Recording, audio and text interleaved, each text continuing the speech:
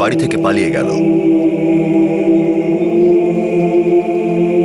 কেউ তার পরিকল্পনার কথা জানতো না, তার ভয়, তার কষ্ট কেউ জানতো না।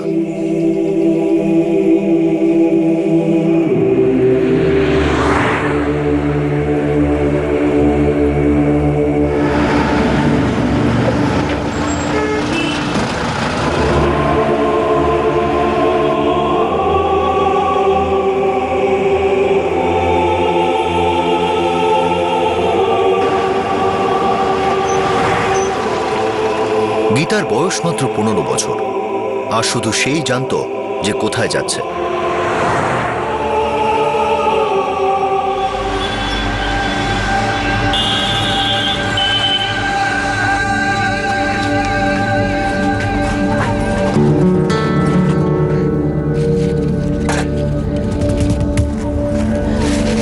এই যে ধরুন। শুনছো গীতার বাবা? গীতাকে কোথাও দেখতে পাচ্ছি না। কোথাও চলে গেল না তো?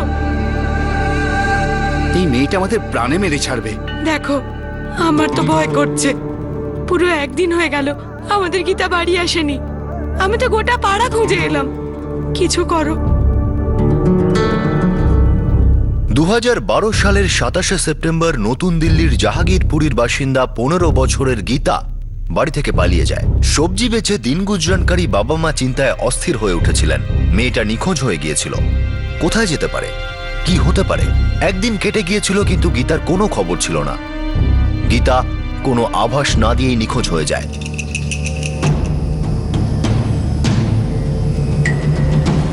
কাল দুপুর থেকে খুঁজে পাচ্ছি না স্যার।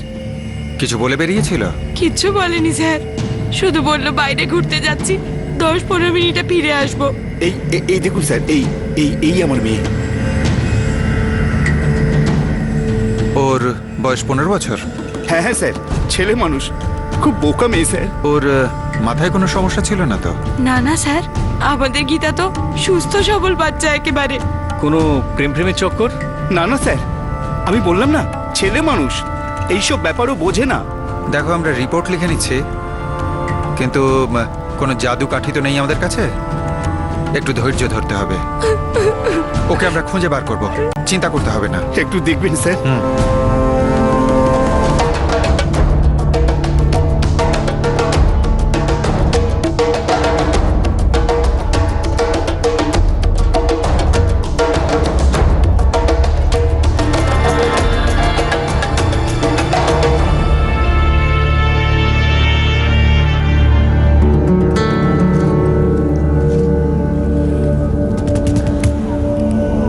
জানি না আমাদের বাচ্চাটাকে কে কি খাইয়ে টাইয়ে দিল।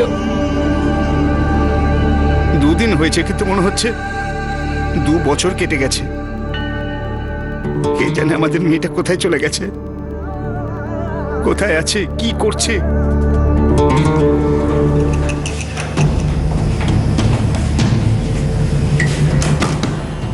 স্যার, ছেলে মানুষ ঠিকই, কিন্তু 15 বছরের। কোথাও কেউ ওর সাথে খারাপ কিছু না করে বসে।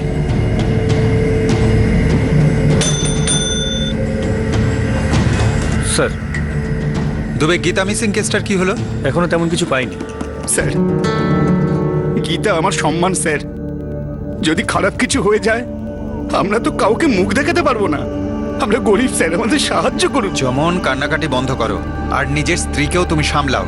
দেখো, আমরা আপ্রাণ চেষ্টা করব তোমার মেয়ে গীতাকে খুঁজে বার করতে, আর আমি নিশ্চিত যে গীতাকে খুঁজে পাওয়া যাবে। ঠিক আছে স্যার।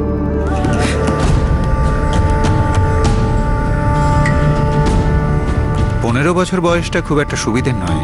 আর আজকাল সমাজ এত এগিয়ে চলেছে যে ধনী কিংবা গরিব বাচ্চারা আগেই বড় হয়ে উঠছে। স্যার, আমার মনে হয় যে কোনো প্রেম ঘটিত ব্যাপার। ছেলেটার সঙ্গে বোধহয় পালিয়ে গেছে।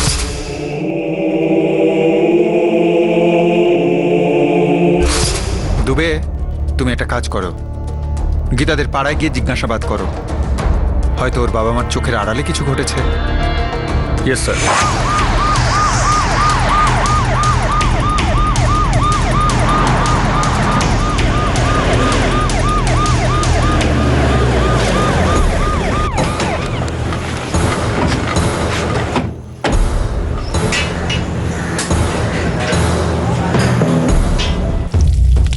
হ্যাঁ চিনি তো স্যার, চমন আর ওর বউ অলোকা সবজি বিক্রি করে ওরা।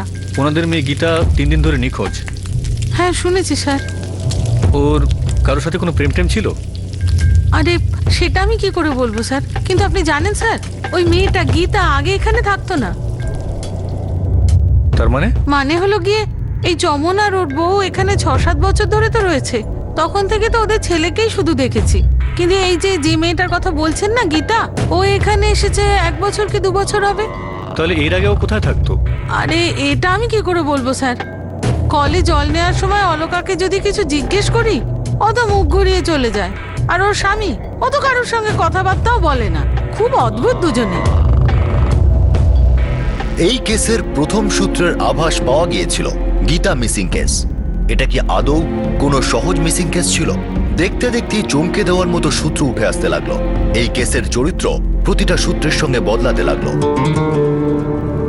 হ্যাঁ স্যার, 2 বছর আগে ওকে এখানে নিয়ে এসেছি। তার আগে গীতা কোথায় থাকতো?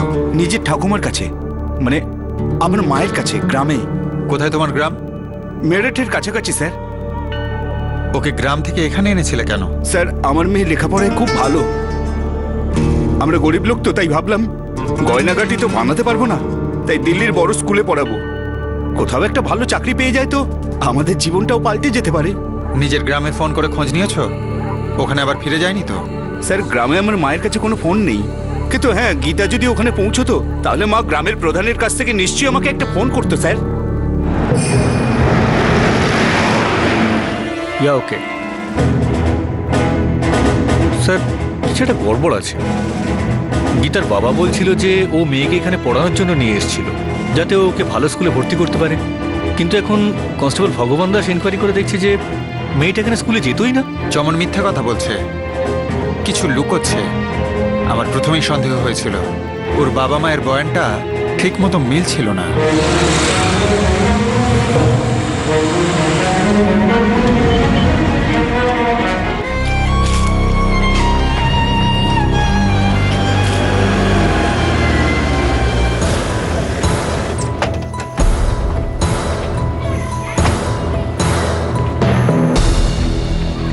আপনি কি মঙ্গলা দেবী, গীতার ঠাকুমা? আগে হ্যাঁ, কি ব্যাপার? গীতার কথা জিজ্ঞেস করছেন কেন?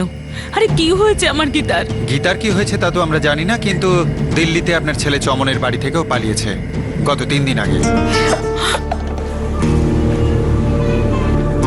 ও এখানে আসেনি তো? এখানে আসলে আমি চমনকে নিশ্চয়ই জানাতাম। কি হয়েছে, কি হয়েছে আমার গীতার?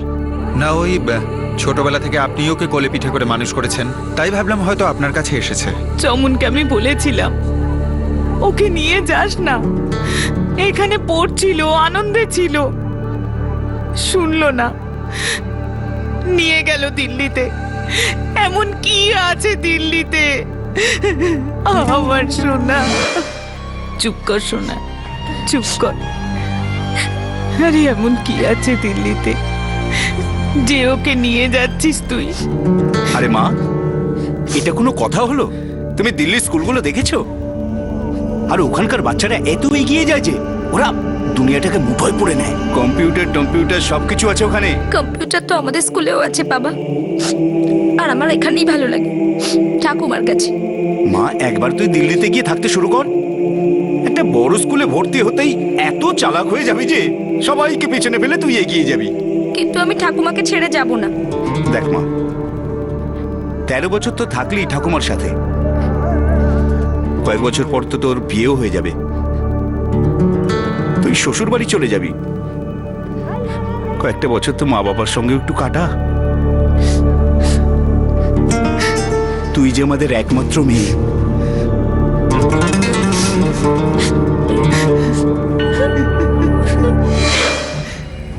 বুকের ওপর পাথর রেখে আমি যেতে দিলাম আমার গীতাকে। দেখুন, গীতা নিজের মাকে বলেছিল যে ও একটু বাইরে ঘুরতে যাচ্ছে, আর ফিরেই এলো না। আমি জানতে চাইছিলাম এখানে মানে গ্রামের কোনো ছেলের সাথে। না, এই কথা বলবেন না। গীতা আমার নাতনির চেয়েও বেশি মেয়ের মতন ছিল। আপনি ওর সাথে কথা বললেই আপনি বুঝতে পারবেন, ওর মতো মেয়ে আর হয় না। আমার মন বলে ও কোনো খারাপ কাজ করতে পারে না। দিল্লি খুব বড় শহর, ওখানকার লোকগুলো অদ্ভুত। কেউ নিশ্চয়ই কিছু করে দিয়েছে। আপনার কাছে হাত জোড় করছি, আমার গীতাকে খুঁজে নিয়ে আসুন। আমার খুব ভয় করছে।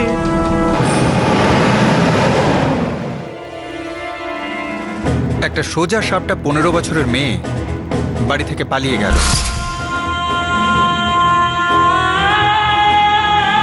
কিছু একটা উদ্দেশ্য তো ছিলই। স্যার, আপনি বলছিলেন না ওই চমন গীতার বাবা কিছু লুকোচ্ছে? আমারও ঠিক তাই মনে হচ্ছে। ওই বাড়িতে কিছু একটা উল্টোপাল্টা হয়েছে, যে কারণে মেয়েটা পালিয়ে গেছে।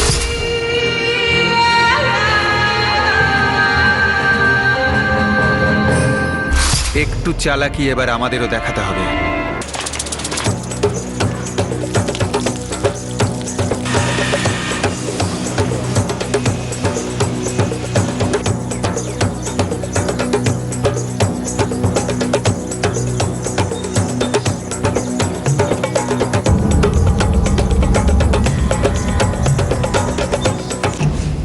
তোমাদের দোকান ওই ঝুপড়িতে না যেখানে চমন থাকে? হ্যাঁ আচ্ছা, স্যার। সারাদিন তোমরা ওর বাড়ির সামনেই কাজ করো? হ্যাঁ স্যার। তাহলে এটা কিভাবে সম্ভব হলো যে ওদিন দুপুর 2টোর সময় যখন গীতা বাড়ি থেকে বেরিয়ে গেল তখন তোমরা কেউ ওকে দেখতেই পাওনি? স্যার, আমরা যদি এসব দেখতে থাকি আমাদের ব্যবসার কি হবে? স্যার, আপনি ওই দিনের কথা বলছেন? আমার দোকানটা ওর বাড়ির লাগোই, কিন্তু ওই মেয়েটাকে আমি খুব কমই দেখেছি। তার মানে স্যার, কিছু তো গন্ডগোল আছে। প্রায় দেখি ওরা ঝগড়া করে, এমনকি মারধরও করে স্যার। আরে তুই বুঝছিস না কেন? বাবা, যেতে চাই না আমি যাব না। আরে বোকা মেয়ে, এরকম জেদ করলে জীবনে কিচ্ছু হবে না তোর। তোমার যা বলার তুমি বলো, কিন্তু আমি যাব না এখান থেকে।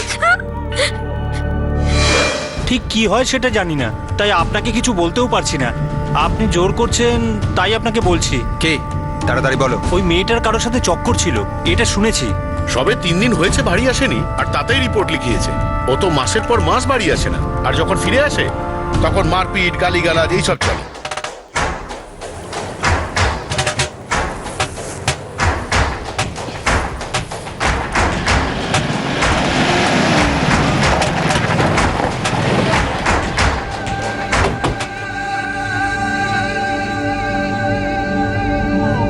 স্যার, কাছেই ঘুরতে যাচ্ছি, 15 মিনিটেই ফিরে আসবো, এইরকমই বলে গিয়েছিল আমাকে। বলো না লোকা। হ্যাঁ স্যার, তাই বলেছিল।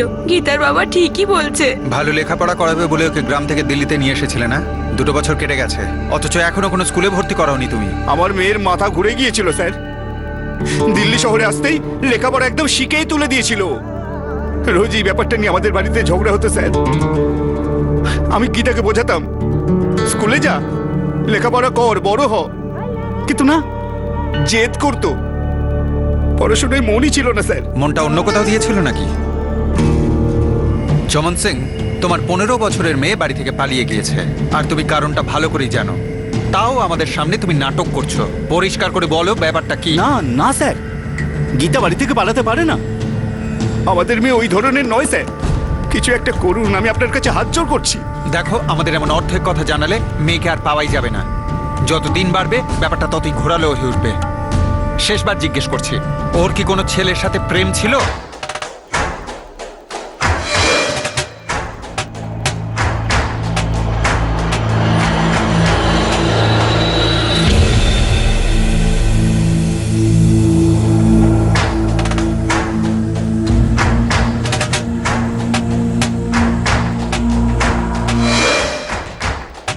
কে এই মোহন কুমার? রানীবাগে থাকে স্যার। গীতা ওর সাথে প্রেম করছিল বুঝি?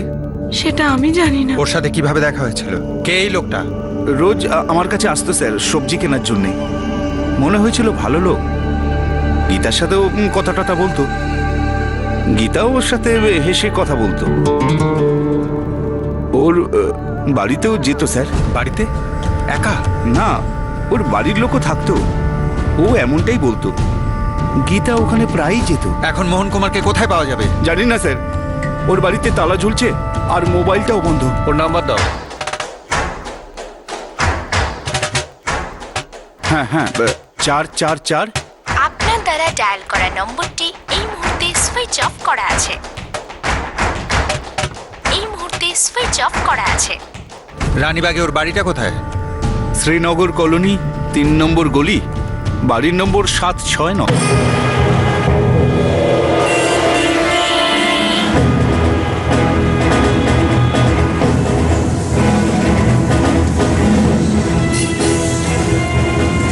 সূত্রের তালিকায় এখন মোহন কুমারের নাম যুক্ত হয়েছিল। এই লোকটির হারিয়ে যাওয়া মেয়ে গীতার সঙ্গে কানেকশন ছিল, কিন্তু এই কথাটি মেয়েটির বাবা মা মিসিং রিপোর্ট দাখিল করার সময় জানাননি। কেন? বাস্তবে এই মোহন কুমারটি কে, আর তার এই কেসের সঙ্গে গীতার সঙ্গে কি ধরনের সম্পর্ক ছিল? স্যার, বোধহয় 15 বছরের একটা মেয়ের 28 বছরের একটা লোকের সঙ্গে প্রেম হয়ে গেছিল। বাড়ির লোকেরা জানতে পেরে যায়, প্রেমে ওকে বাধা দিয়েছিল নিশ্চয়ই, আর জেদ করে মেয়েটা পালিয়ে গেছে। হলেও হতে পারে। তবে স্যার, আমি মোহনের সব কল রেকর্ড চেয়ে পাঠিয়েছি।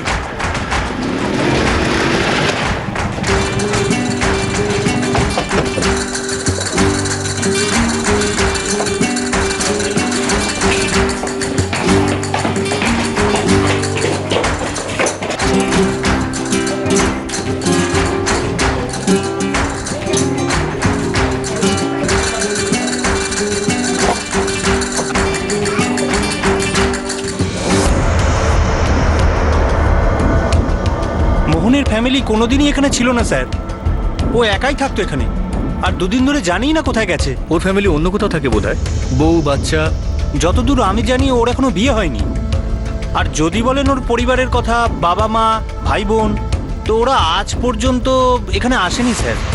আর বাকি সব কিছু জানতে হলে আপনি ওর বাড়িওয়ালার সাথে কথা বলতে পারেন। ভেঙে ফেলো,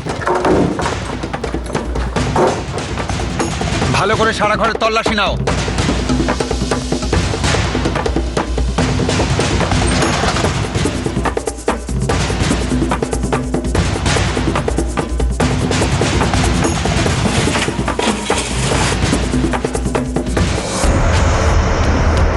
স্যার, এটা ভোটার আইডির ফটোকপি স্যার, দেখুন। দেখাও দেখি। গুড, বাড়ির মালিককে ডাকো আর আমাদের সব খোঁচরদের কাজে লাগিয়ে দাও। খবর নাও মোহন কুমারের ফ্যামিলি যদি থাকে তবে কোথায় আছে। গো। Yes sir. না স্যার, আমরা ঠিক জানি না স্যার মোহনের বাবা মা ওর সাথে থাকতো কিনা। বাহ, তুমি নিজের মেয়েকে ওর ওখানে পাঠাতে, ওখানে সময় কাটাতো, তাহলে কি করতো ওখানে? না স্যার, আমরা তো ওকে খুব আটকেছিলাম, কিন্তু খুব জেদিও, কোনো কথাই শুনতো না। স্যার, এই কথাটা নিয়ে রোজ আমাদের বাড়িতে ঝগড়া হতো। আমি তো গীতাকে অনুরোধ করতাম, মা স্কুলে যা, পড়াশোনা কর, তোকে বড় হতে হবে। কিন্তু না, শহরের হাওয়া লেগে গেল মেয়েটার, ডানা গজালো, উড়ে গেল। এই মোহন কুমার কি কাজ করে? না স্যার, ঠিকঠাক তো জানি না, কিন্তু শুনেছি ওই কমিশনের কিছু কাজ টাজ করে।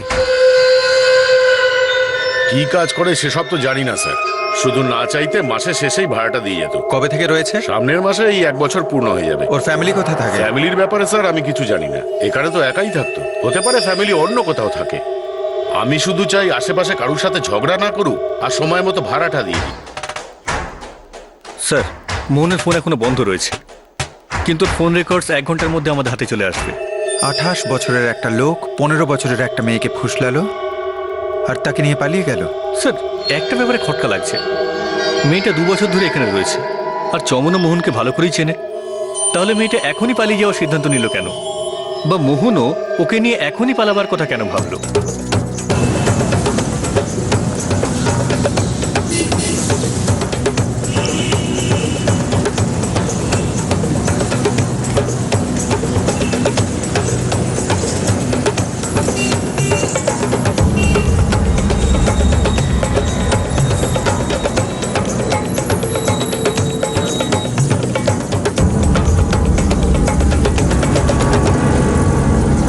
আগের দোকানে জিজ্ঞেস করুন, পেয়ে যাবেন।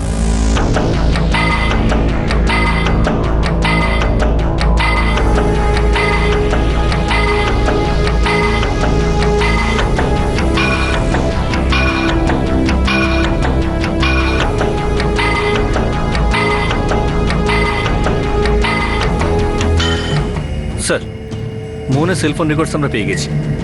শুধু 2 মাস আগের কল রেকর্ডসই শো করছে। এই লোকটা 2 মাস আগে সিম কার্ড অ্যাক্টিভেট করেছিল। ও দাগি আসামি নয় তো?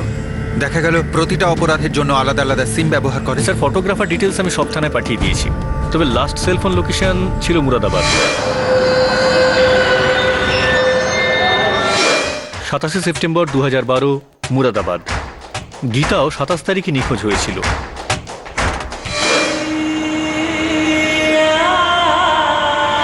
স্যার ওর শেষ কল মুরাদাবাদের একটা নাম্বার থেকে এসেছিল 44567878। স্যার এই যে লাস্ট কলটা রিসিভ হয়েছিল এটা মুরাদাবাদের নয়া সড়ক এলাকার, আর এই এলাকাটা কাঠঘর পুলিশ স্টেশনের আন্ডারে পড়ে। কার নম্বর এটা? স্যার মালতী নামে কোনো এক মহিলার। কাঠঘর পুলিশ স্টেশনে কেসের ডিটেলটা দাও আর নাম্বার দাও। খবর নাও এই মালতীটা কে। স্যার সূত্রের তালিকা একটা নতুন এডিশন, মুরাদাবাদের মালতী। মালতী কে সেটা পুলিশ খুঁজে বের করার আগেই মোহন কুমারের খোঁজে লাগানো পুলিশের চর একটা শকিং নিউজ নিয়ে এলো। স্যার আপনার সন্দেহ একদম ঠিক ছিল। এই মোহন কুমার 1 নম্বরের দাগি আসামি স্যার। স্যার 3 থেকে 4টে পুলিশ স্টেশনে মোহনের এন্ট্রি রয়েছে। কিসের চার্জ রয়েছে? চার্জেস আবার কি স্যার? দালালি করে মেয়েদের। মিরাট, মুরাদাবাদ, জলন্ধর এই সব জায়গায় বিজনেস করে। এমনটা নয় তো গীতাকেও এই কাজে নামিয়ে দিয়েছে?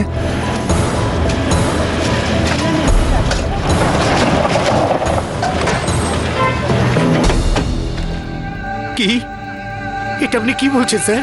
আবার শোনো, মোহন কুমার মেয়েদের দালালি করে, ও মেয়েদের বিক্রি করে দেয়। এত দিন ধরে তোমার সাথে ওর আলাপ পরিচয় ছিল, তুমি এটুকুও জানো না ও কে, কোথায় থাকে, কি করে? না স্যার, ও তো সবসময় আমাদের বলতো যে কি এক কমিশনের কাজ করে। ও কোথাকার যেন এজেন্টও। আমি তো কোনোদিন ভাবতেও পারিনি যে ও এই সব কাজ করে বেড়ায়। এমনটাও সম্ভব হতে পারে যে ও তোমার মেয়ে গীতাকে নিজের প্রেমের ফাঁদে এই কারণেই ফাঁসিয়েছিল যাতে পরে ওকে ব্যবহার করতে পারে। দালালগুলো এই রকমই হয়, প্রথমে মেয়েদের ফাঁসায়, তারপর বাড়ি থেকে বের করে বিক্রি করে দেয়। এখন আমরা এটুকুনি জানতে পেরেছি শেষবারও মুরাদাবাদে ছিল। তোমার মেয়েও হয়তো ওর সাথেই আছে। নিজেকে সামলাও। তুমি কি বলতে পারবে মুরাদাবাদে ওর বাড়িটা কোথায়? কোনো আত্মীয় কারোর কথা বলেছিল? আমি জানি না স্যার, কিন্তু আপনি জানতে পারলে আমাকে বলবেন স্যার। ওই শয়তানটাকে প্রাণে মেরে ফেলবো আমি। হ্যালো, দুবে, পিআই শেখ বলছি। মালতীর কোনো খবর পেলেন স্যার? হ্যাঁ পেয়েছি, এই এলাকাতেই থাকে। মহিলা কে, কি কাজ করে?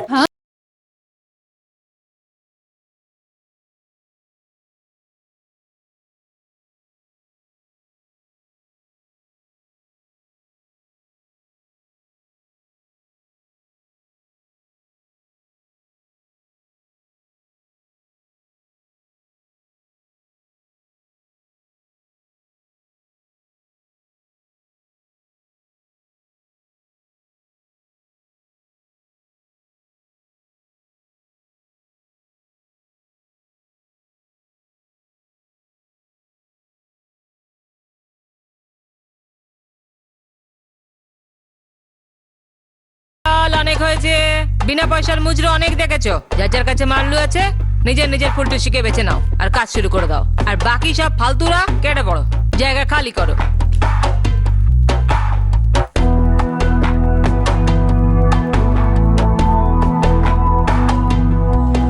হ্যাঁ, মোরাদাবাদে তো কোঠা আছেই, বহু পুরনো খেলোয়াড়। স্যার আপনি কাউকে অ্যালার্ট করবেন না, আমরা টিম নিয়ে এক্ষুনি আসছি। স্যার মালতীর খোঁজ পাওয়া গেছে, ও মুরাদাবাদে কোঠা চালায়।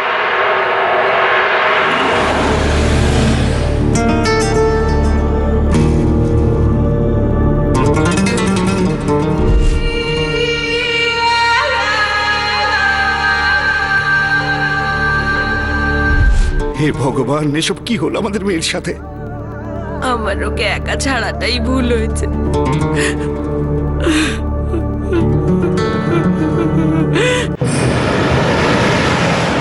স্যার অনেক দিন ধরে এই মহিলা কোঠা চালাচ্ছে। আমরা ওকে ওয়ার্নিং না দিয়ে ধরে ফেলবো, একদম সারপ্রাইজ রেড। যদিও পুরনো খেলোয়াড় হয় তাহলে নিজেকে বাঁচানোর সব মেথড জানা আছে, বিশেষ করে তখন যখন জানতে পারবে আমরা গীতার খোঁজ করছি।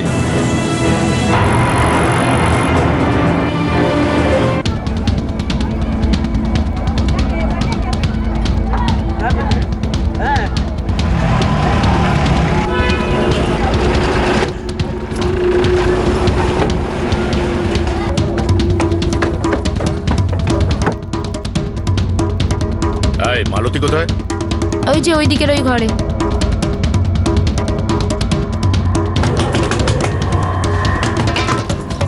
মালতী কোথায়? এখানে কেউ মালতী? নেই। কাকে চাই আপনার? কোথায় মালতী ভেতরে কোথায়? ঢুকছেন? কেউ নেই এখানে। মালতী, মোহন কোথায়? কি সাহেব, মালতীর এত দূর দিন আসেনি যে ছেলেদের নিয়ে ব্যবসা করতে হবে। মোহন বলে কাউকে চিনি না সাহেব। এখানে তো এই শিলাকে পাবেন, এইসব রসগোল্লাদের পাবেন। মোহন বলে এখানে কেউ নেই। মালতী, তুমি তোমার নিজের দালালকে চেনো না, যে তোমাকে মেয়ে সাপ্লাই করে? হোটেলে আমি শুধু ভালো খাবারটা খেতে যাই স্যার। রান্নাটা কে করেছে তাতে কি এলো গেল? আজে তো কালো। মাল একদম খাসা হওয়া চাই, পুরো তাজা। আরে আরে, আমার বাড়ি, আমার সম্মান, সেটাকেই তুমি নষ্ট করছো? হ্যাঁ, আমি একজন বয়স্ক মহিলা। বয়স হয়েছে তাই ভালো করে জিজ্ঞেস করছি, সত্যিটা বলো। এই মেয়েটাকে খুঁজছি আমরা। ওর নাম গীতা, বয়স 15 বছর। কোথায় লুকিয়ে রেখেছো এই মেয়েটাকে? এই মেয়েটা যদি আমার কাছে আসতো না, তবে আমি ওকে দ্বিগুণ দাম দিয়ে কিনে নিতাম। আমি ওকে আজ অব্দি দেখিনি। যদি আপনার বিশ্বাস না হয় তো সারা কোঠা খুঁজে দেখে নিন। আসেইনি, পাবেন কোথা থেকে সাহেব? তুমি না রোজ রোজ নাটক করছো। ওই কে রে? যা এখান থেকে। কি হলো ম্যাডাম?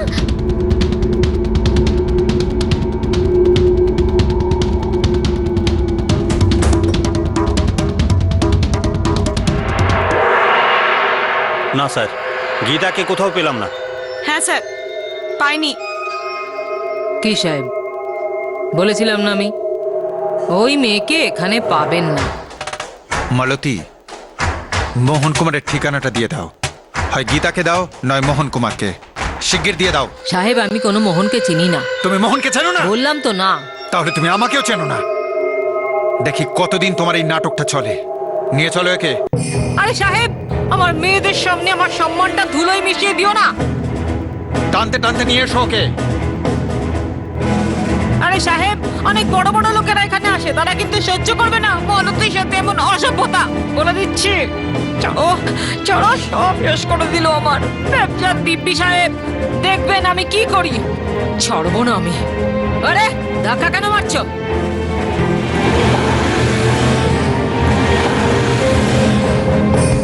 27শে সেপ্টেম্বর তোমার সাথে মোহনের কথা হয়েছিল মোবাইলে।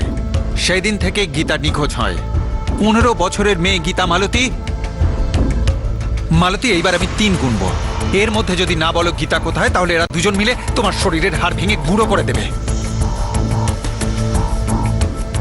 3, 2, 1। আরে গীতা কোথায়? আমার কাছে আসেনি। তোমাদের প্ল্যানের হিসেব মতো গীতার তোমার কাছে আসার কথা ছিল। সাহেব, প্ল্যান আমি জানি না। 27শে মোহন আমাকে ফোন করেছিল এটা জানতে যে। কি জানার জন্য মালতী? দিদি, মোহন ফোন করেছে। মোহনের ফোন। বল দিদি, মেয়েটা পৌঁছেছে। আরে কোন মেয়েটা? আরে ওই গীতা, বলেছিলাম না তোমার কাছে গীতাকে পাঠাচ্ছি। এখানে কোনো গীতাটিতে আসেনি। ওই শালা শুধু কথাতেই ফুলঝুরি। অনেক দিন কোনো খাসা মাল পাঠাসনি। আরে না দিদি, আমি যেটাকে তোমার কাছে পাঠিয়েছি ওটা একদম খাসা মাল, 15 বছরের। সত্যি তোমার কাছে এখনো পৌঁছায়নি? আরে বললাম তো আসেনি। এখন ব্যবসার সময় মুড অফ করাস না তো। বলেছি যখন আসেনি তার মানে আসেনি, বুঝলি? তোর সামনেটাকে বল একটু ভালো করে নাচ করতে। সাহেব, আমার গরুমার দিব্যি, গীতা আমার কাছে আসেইনি। মোহন কোথায়? জানি না সাহেব। তারপরে ওর ফোন করেনি, আমিও ফোন করিনি। সত্যি বলছি সাহেব, আমি যদি জানতাম এই মেয়েটার এত ফ্যাকড়া আছে, তবে কি আমি ওকে নিজের কাছে রাখতাম? হ্যাঁ, সোজা আপনার কাছে নিয়ে আসতাম না? আপনি তো সবকিছু বোঝেন স্যার। একটা মেয়ের জন্য নিজের ব্যবসা কেন শিখে তুলতে যাব বলুন তো স্যার? নিয়ে যাও একে, আর মোহনকে না পাওয়া পর্যন্ত এখানেই রাখো। আরে আরে সাহেব, সবকিছু তো ভালোই বলে দিলাম। এবার তো আমাকে ছেড়ে দিন স্যার। স্যার, এটা তো নিশ্চিত যে গীতাকে এই লাইনে আসতে বাধ্য করা হচ্ছে। যদি গীতা মালতীর ওখানে না পৌঁছয়, তবে গেলটা কোথায়? আমার মনে হয় মেয়েটাকে অন্য কোথাও নিয়ে যাওয়া হয়েছে, অন্য কোনো শহরে। তার মানে সাপ্লাইয়ের এই চেনে মোহন আর মালতীর মাঝের কোনো ঘুঘু ধান খেয়ে পালিয়ে গেছে। সে যদি মোহনকে ধরা যেত না, তবে অনেক কিছু জানা যেত। মোহন তো এখন আমাদের র্যাডারের মধ্যেই নেই। আমার তো মনে হয় পুরো গ্যাংটাকেই চেপে ধরতে হবে, তবেই মেয়েটার খোঁজ পাবো। আর এটা আমাদের খুব তাড়াতাড়ি করতে হবে, মেয়েটার সাথে কিছু হয়ে যাবার আগে।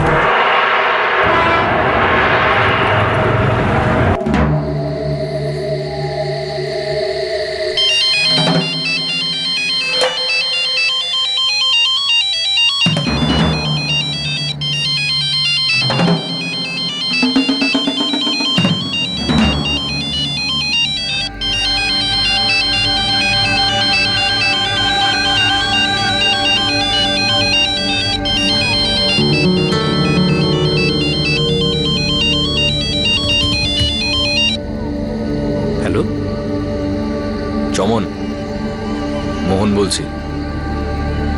হ্যাঁ মোহন, কোথায় আছো তুমি? কোথায় আছো তুমি? এখানেই মুরাদাবাদে। সালা, আমাকে ফাঁসাচ্ছিস তুই? হ্যাঁ, আরে আমরাই তো বাজেভাবে ফেসে গেছি। পুলিশ একটার পর একটা প্রশ্ন করছে, আমি কি করে জানবো যে জল এত দূর গড়িয়ে যাবে? সালা তুই হয়তো একটু বেশি ড্রামা করেছিস পুলিশের সামনে। আরে রাগ না করে বলো না, এখন আমি কি করব? করার কি আছে বে? খুঁজতে দে ওদের গীতাকে, দেখা যাক ওরা কি করতে পারে। ঠিক আছে।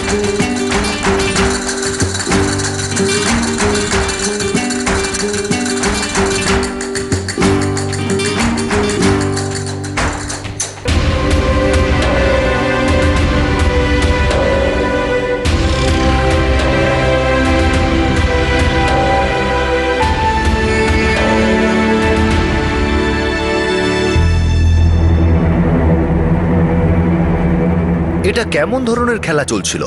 15 বছরের মেয়ে গীতা তাহলে কোথায় ছিল? আর তাকে কোন নোংরামোর মধ্যে নামানো হচ্ছিল? আর এই ষড়যন্ত্রে দালাল মোহন কুমার আর গীতার বাবা চমন কিভাবে যুক্ত ছিল? অনেক প্রশ্ন জাগছিল, যার মধ্যে একটা প্রশ্ন ছিল, গীতা কি আদৌ মিসিং হয়েছে, নাকি পুলিশের চোখে ধুলো দেবার জন্য এটা একটা ষড়যন্ত্র ছিল? দিল্লি আর মুরাদাবাদের মাঝে ঘটা এই শকিং কেসের দ্বিতীয় আর শেষ ভাগ আমরা আপনাদের আগামীকাল দেখাবো। এই কেস আপনাদের শিহরিত করে তুলবে।